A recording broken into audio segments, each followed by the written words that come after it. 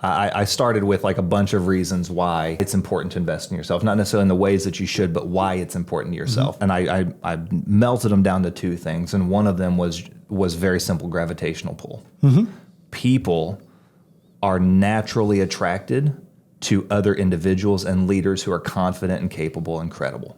When you invest in becoming that kind of person, you create this gravitational pull around you, whether you're an agent pulling in clients, whether you are an agency pulling in agents, you create this gravitational pull that people want to be a part of.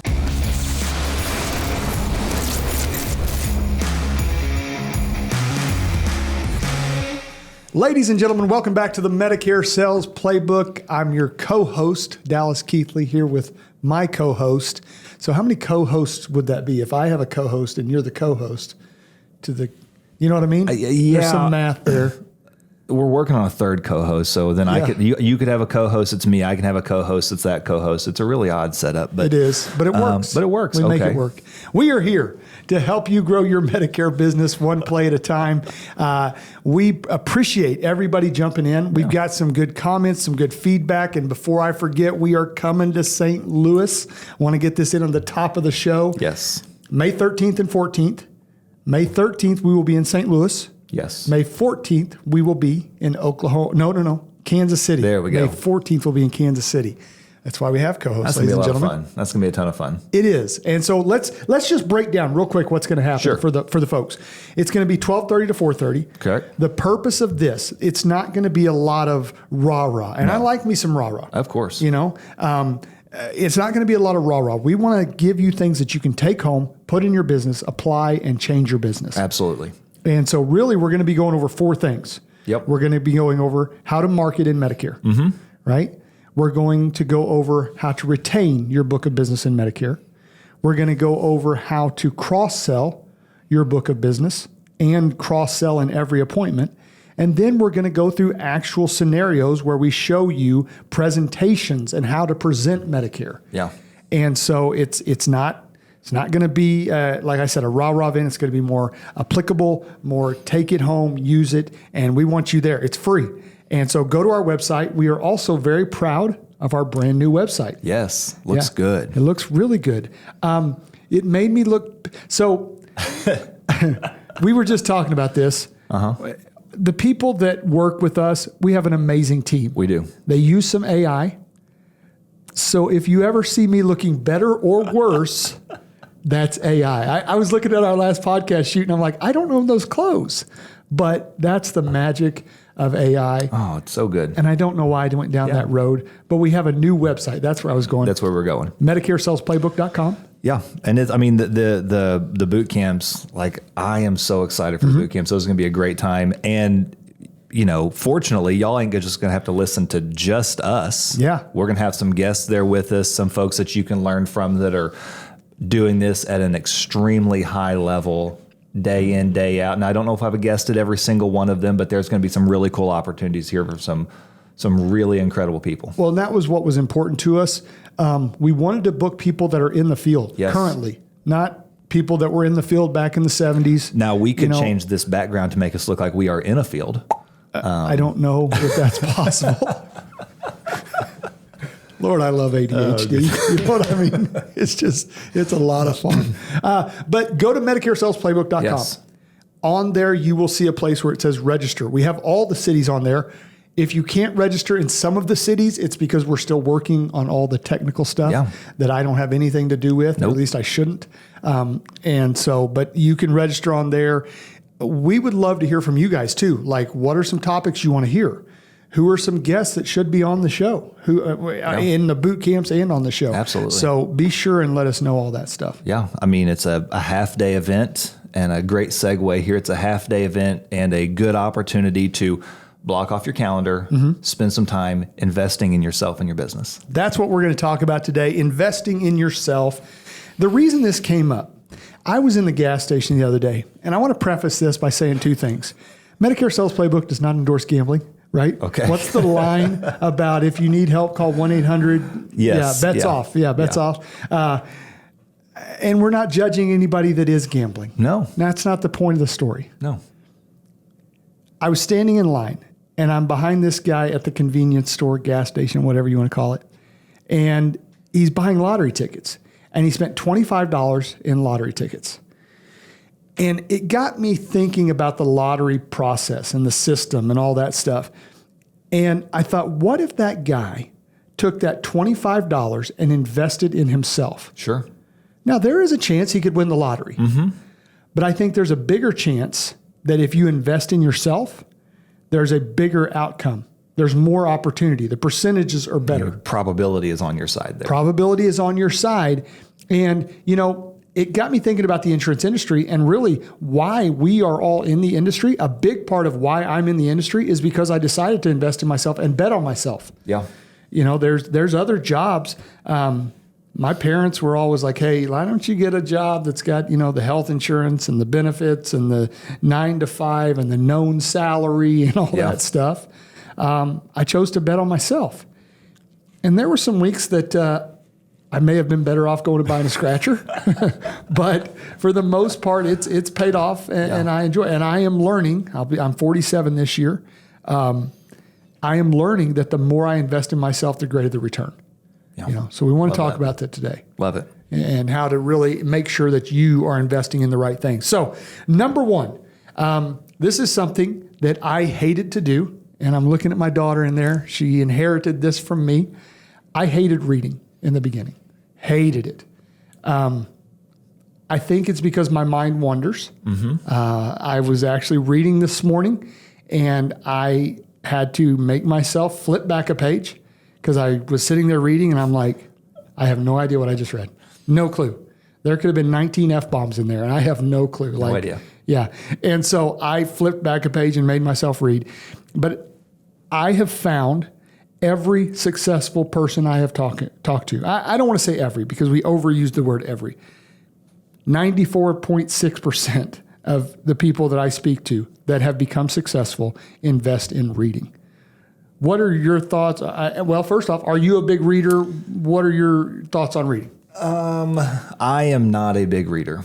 And that's, that's something that great input, Matt. Thanks for coming to the show. I'm not a big reader. Mm-hmm. And that is something that I have tried over time to force myself to do. I've gone through spells of being really good. Yeah. I've gone through spells, more of them, of not being great at it. It's just not something that I've done consistently. And I know that as I do get into a consistent place of reading and investing in myself in that way, I can see positive outcomes. Yeah. It's just, I'm one of those guys, unfortunately, that, life is busy, right? It is. And life is busy and my mind wanders and, 1 minute you're reading a book and the next minute you're like, I wonder what's in the fridge. Yeah, I wonder if my kid has pants on today. Is it? When we were at church on Sunday, and actually it's a couple Sundays ago, I was at a men's conference, and it was really interesting because one of the speakers there was talking about reading his Bible on his phone. He's like, I've read my Bible on my phone for years. He's like, but recently I've started to struggle because I noticed that my mind wanders. He's like, one Saturday morning, I noticed that I was reading my Bible, and the next thing that I had done was I had booked us a table for breakfast in an hour. He's like, you wake up and you're at Farmer's. He's like, so that's funny. So anyway, it just, it's just not something I've been great at over the time, but I know that people who are successful, invest into that. Yeah. So 3 things that reading does. I actually did a study when I started reading, and because you hear everybody say it. So I thought, I'm going to go look and see what does reading actually do. Number one, reading expands your brain. Mm-hmm. It allows you to have a larger vocabulary, and you shouldn't mess up the word vocabulary when describing your vocabulary.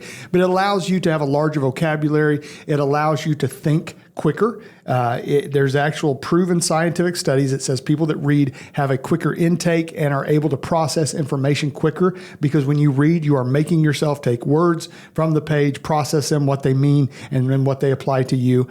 So it expands your mind, expands your brain, expands your thought process, vocabulary, all that stuff. Number 2, what reading does, it actually starts or creates a thought process. right? It makes your brain begin to think. If you get up in the morning and you scroll on your phone, which I'm guilty of too, first thing I do, and I shouldn't, but one of the first things I do is get up and I scroll. That does not trigger a thought because the thought is already there. It's already in motion. You're just watching someone else's thoughts. When you read, there is scientific studies that show it actually begins a thought process and makes your brain say, okay, today we are going to think. The third thing it does, it makes you, if you actually read and look at the words, what we were talking about on the page, and actually take time to understand them, it makes your brain stop worrying about everything else for the day, just for that 5 minutes. And that's why people say, even read fiction. It's not even so much what you're reading. It's the fact that you are telling your brain to stop worrying about everything else that's going to happen today. Stop worrying about everything that happened yesterday and focus on the moment, because when you read, you have to be in the present. Yeah. So I love reading. I would encourage you. I think it's helpful to read some fiction and some. That was going to be my next question is whenever because I know that you read a lot. What is your split on? Do you read all? No. And I'm going to use self-help. That's not the right term, but that's just what hit my head. Motivational self-help. Yeah. Real, nonfiction. Yeah. Do you read more nonfiction, things that are real, applicable, those kinds of things, biographies, autobiographies, all those, or do you read stories? I listen to Audible stories. Okay. I read self-help, for lack of a better word, because I cannot, for some reason, I cannot listen to motivational or self-help books. I will not tune in. Okay. I'm gone. But you put a good John Grisham book on. Love me an audiobook, man. A good Audible. And does that count for reading audiobooks? It does when I'm trying to sound smart and I'm talking to other people. I read the other day. My wife's like, you didn't read nothing. You were in the car. I read when I was driving to Fayetteville. Exactly. I'm driving to Oklahoma City today and I've already got my Audible book lined up. So reading. Love it. It's a big part of it. I encourage you to ask other people what they're reading. I love starting a conversation. What's the last book you read? And sometimes it's fun because they're like, well, have you ever heard of The Pokey Little Puppy? I believe we finished that in 4th grade, and that's the last time I read anything. Last book I read was called Danny's Halloween. Danny's Halloween, Encyclopedia Brown. I used to love those. All right, reading. Number 2, study your business. Man. Become a master of your business. These are things that you can do to invest in yourself. As insurance agents, we are always looking for a way to set ourselves apart. Yes. Right? Yes. And I love being in a room with an agent that knows their product. For example, we talk a lot about Medicare Advantage plans. Andrew Saul, we had him on the show. Andrew, and if he's watching, and I know he is, love you, buddy. When you look at Andrew, is it fair to say you don't look at him and be like, there's the smartest guy in Medicare I've ever met in my life? For one, he's in his 20s, 30s? I don't know. No, he's my age. Yeah. Yeah. So I don't know what that is. We are either. in our 30s. Okay. Thank you, jerks.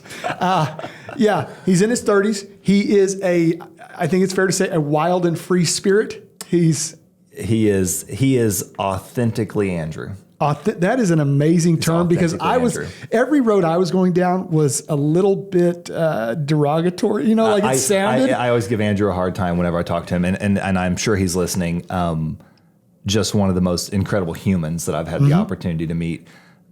I always give him a hard time. I'm like, hey, one of his guys will go with him. I'm like, hey, have they taken their heart meds today? Like, just because I know where you're going with that. Like when you sit down with Andrew, now, number one, again, he is authentically himself all the time.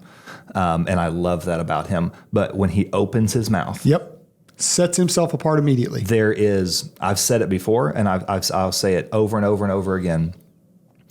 In the med sup space, potentially even in the Medigap space, there are very few people out there that can touch his knowledge base. And we had the pleasure of sitting down with him and one of his managers or bosses, whatever you want to call him. And the boss said, I think Andrew went up to go to the bathroom. He goes, you guys don't understand. Andrew single-handedly has turned this company around. Yeah. By bringing people to it, and nobody is better at getting the information to people's hand in an understandable way. Yeah. And this segment was not meant to just brag on Andrew. I don't mind doing that. But what I'm trying to say is, when you sit down with Andrew, if I have a Medicare supplement question, I'm going to ask him. And I've been in the business 23 years, right? there's no doubt that he studies his product, knows his product, Yes. and it sets him apart. Brian Askins is the same way. Anytime we get a new product, Brian is taking the actual paper, what do you call it, summary of benefits, all product guidelines. He's taking that home that night, and tomorrow he will know more about that product than anybody in our company. Yeah. And you say, well, that's his job. No, it's not. I'm talking like dental, vision, hearing, critical illness, cancer policy. The dude makes it he attributes a lot of the success of his company to him being able to answer questions. Yes. Because think about it. Other agents come to us, and what's their number one complaint? I have no support. Yeah. I don't have anybody helping me or anything like that. Because when they call somebody, the answer is, I don't know. Go look it up. Whatever. And it's funny that we say that because, when we were preparing for this, I wrote down, I started with like a bunch of reasons why it's important to invest in yourself. Not necessarily in the ways that you should, but why it's important to yourself. And I melted them down to two things. And one of them was very simple: gravitational pull. People are naturally attracted to other individuals and leaders who are confident and capable and credible. Ooh, that's big. Say that again for the people in the back. I don't know what I said now. I don't know what I said now. Yeah. But people, you can rewind. But people, they attract to those kinds of people. So when you as an individual invest in becoming that person, as Brian has, as Andrew has, when you invest in becoming that kind of person, you create this gravitational pull around you, whether you're an agent pulling in clients, whether you are an agency pulling in agents, you create this gravitational pull that people want to be a part of. And what you're saying there with Brian is could not be any more spot on. Right.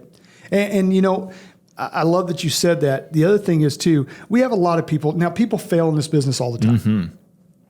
One of the things that I've learned in my years is that it's okay for some people to fail. This just isn't for them. Nope. Right? Like, if you can't swim, you don't apply to be a lifeguard. That doesn't make you a bad person. It just means that's not for you. And that's okay. But we hear a lot of people fail and they're like, well, I just, I can't get in front of enough people, or I don't have a natural market or anything like that. What we are giving you here are things that you can control. Yes. These are things that you want to become a better agent? These are things you can control. So study your business, know your business, Love it. Read. The third one is mentorship. Find a mentor that is willing to invest in you. Also, find a mentor. Here's how I would look for a mentor. Number one, I would determine where I want to go. Then I would find someone that is there or beyond. A lot of times we choose mentors based on their excitement, based on their pizzazz, based on their cool factor. That's great. That's fine. Yeah. But then we get beside them in the journey and we look to them to take the first step, and they're like, I've never been here before. I don't know what I'm doing. I don't know where I'm going. We'll figure it out together. They'll make you excited to take that first step, but are they going to give you the... Exactly. Great to have in your circle. Great to have in your circle. Yeah, you need the pizzazz. You need the jazz hands, all that stuff. We got to have the hype man. Got to have the hype man. However, hype man is not a mentor. No. Hype man is an ignition, right? Yes. Find someone that is where you want to be, that is doing what you want to do, that has the income that you want to have, and then go out there. This business is about copying and pasting. Yeah. I had somebody say here a while back, I want to get started in TikTok. And they're like, what should I post? And they were like trying to write out stuff and trying to create stuff for Medicare. And I said, stop. Go to Tim the Medicare Man. Hold up your phone as he speaks and record, to notes, and then repeat it. Yeah. And I told Tim that. He's like, yeah, that's what I did. Yeah. He's like, I found somebody and he said, and I adapted and made it my own and all that stuff. But, go out there, find somebody that is doing what you want to do, copy what they're doing and paste it. Yeah. Learn it, make it, and then figure out how to make it your own. I mean, we talked last time about how this game is a game of remember me, and it is set myself apart. But when we're thinking about this is not we don't have to recreate the wheel all the time. Just like you said, I love it. Just find someone that's doing what you're doing. And if you can, follow. How do you ask someone to be your mentor? Because there's people out there that I've looked at before and thought, you know what? I like that guy. I like that gal. I want to do what they're doing, but boy, it's awkward to go up and be like, will you be, you know what I mean? So this is going to be, I would say that I've had 2 mentors in my life, but I didn't ask either one of them to be a mentor. It just, when we talk about gravitational pull, there are people who I was surrounded by who just pulled me in, and I was young, I was a kid, took me under their wing, and it was an interesting, I never had to ask them to be my mentor, but they just became that person who invested in me, who I could look to. One of them is a former leader that I had, and one of them is an insurance agent that actually we work with on the occasion. It's just interesting how the cards fall. Yeah. But I never actually have asked someone to be my mentor. So how would you ask? Well, number one, if I were going to ask someone to be a mentor, the only reason I think there's 2 reasons why someone wouldn't be a mentor. Maybe 3. One, they just don't see themselves as that. Sure. Like they're looking at you like, why would you want to be me? Yeah. And if that's the case, maybe you should question that as well. But they just don't have that confidence there. 2, they may not have time, or they don't see a return, which is really number 3.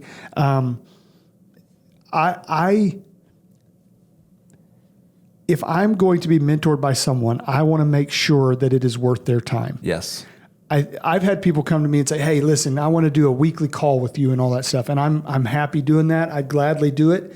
But after the 4th call, and I'll tell them up front, hey, well, let's do 2 or 3 and then let's reevaluate. Yeah. Because if after the 4th call, I'm still saying, hey, how many people did you call this week? Mm-hmm. And they're like, well, we called 2. I've got to invest my time into somebody that's going to act. And I'll always love people. But I'm not going to schedule that call weekly just because, hey, it's Wednesday, I got to call this guy. Yeah. So I want to make sure that I know that it's worth their return.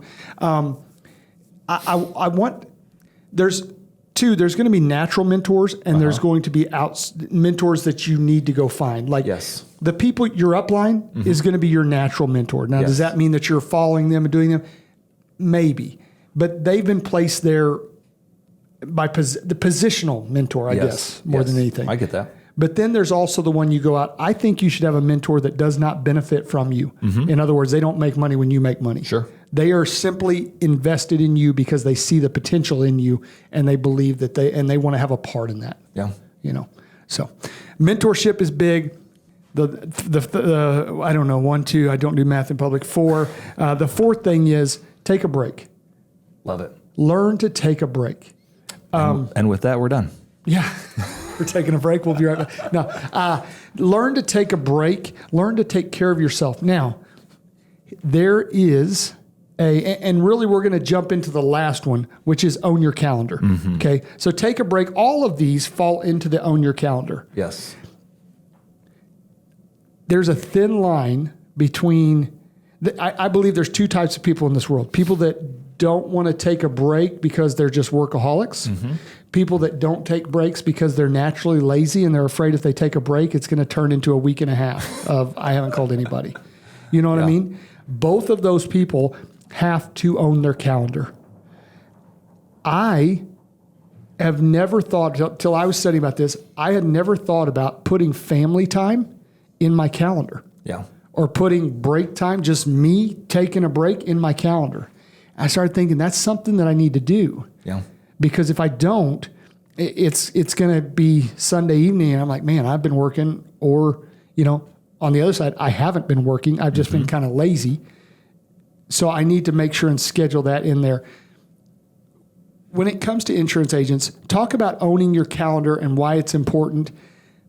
Also, from the side of, owning our calendar, the average individual doesn't have to do that. No. You know what I mean? Yeah. Like the guy that works 9 to 5 probably doesn't have a Google Calendar. He might. I mean, maybe. Yeah. I think it's different. From my, my background, I came from a corporate world, after I was selling. And even though I was we'll call it a 9 to 5, I still had to have ownership of my calendar because I worked all the time. But as an insurance agent, it is so, it's so important to have a good grip on your calendar, because one of two things will happen. People get into, we can kind of back up here a little bit, but people get into this industry. There's all of these reasons why people say they get into industry. I want to help people. I want to do this. I want to do that. Listen, those might all be like driving factors, make you look at the business, but people get into the business for two big reasons. Number one, they heard that they could make a truckload of money. And number two, they heard that they can own their own time and do whatever they want. The first one is true if you're going to work for it, because they don't just back the Brinks truck up on day one and unload it for you. Number two, the insurance industry, holy moly. Got to read more. Industry, gosh, it doesn't just give you ownership of your time. I mean, it does, but you have to earn that ownership, because for a long time, for a while, you're not going to own that. I mean, it's going to be work, work, work. So whenever we talk about insurance agents, one of two things is going to happen. Either one, you're going to get the person who they work 16 hours a day, 7 days a week. And I've got somebody in mind that I'm thinking of right now, and you do too. Works 16 hours a day, 7 days a week. They find a level of success that they're happy with, that makes them happy both financially and probably filling their cup wise as well. It's hard to back out of that. And so that just becomes the new norm. Or you get the person who does nothing.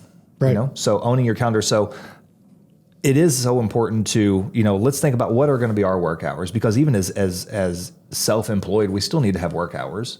We can't just say, well, I'm self-employed, I work all the time. Well, that's unfair.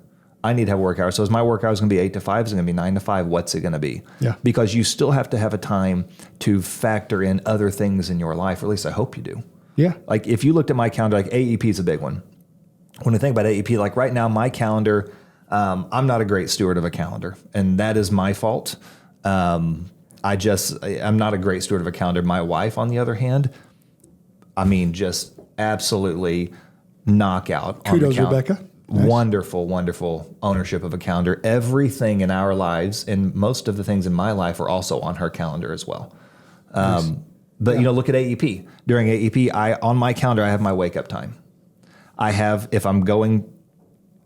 work out 7 days a week. No, I don't work out 7 days a week. If I go to the gym, I have it on my calendar. Right. I have drop off for my kids on my calendar. I have everything in my life during AEP on my calendar, because if I don't, I'll make time for nothing. So as an insurance agent, it is just so important to, one, think about the things that are important to you. What do I need to schedule that if I don't put on my calendar, I will not do? Start there. And if it's not worth putting on your calendar, is it really worth doing? Is it really worth doing? Yeah. Maybe, yeah. It just depends on how, okay, I don't put family time on my calendar. That family time is the white space. Yeah. And, sometimes there's a lot of white space. Sometimes there's not. We try to make as much as we can, but sometimes it's a white space. Not everybody schedules every single thing. Right.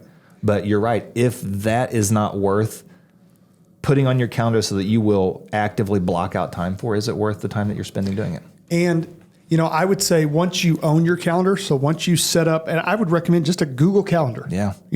Once you set that up, respect the calendar. Yes. From two different perspectives. One, you respect your calendar. If it's on your calendar, do it.